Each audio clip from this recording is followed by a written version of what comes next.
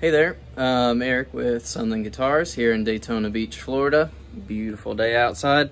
I just had a customer stop in and wanted to learn how to string up their guitar, which is totally fine. I love it when people want to ask me for advice to see how they can do things on their own, just simple maintenance like stringing up your guitar.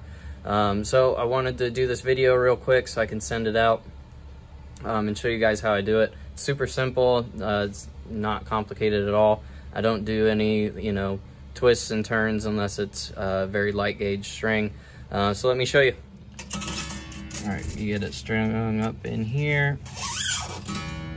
And when you are dealing with a 3 right, 3 left, it always goes from the inside out. So inside out. But you string it through the tuning head there, the tuning peg. You put your thumb at the nut. Let me move that over so you can see. Put your thumb right at the nut with the string tight. And then you move your thumb back to the first fret to allow slack there. And that is the amount of slack that you need. So then with your thumb there, you push down with your finger to hold the string down onto the headstock. Then you take whatever, whatever you use or just by hand, and turn the tuning machine, twist the string around, and you see how it winds under and it'll wind down until it's tight. And you stop, tune it up. You go ahead and clip off the excess right up close. And you keep that in tune, and you'll see, since it winds down, the string will go down and deep.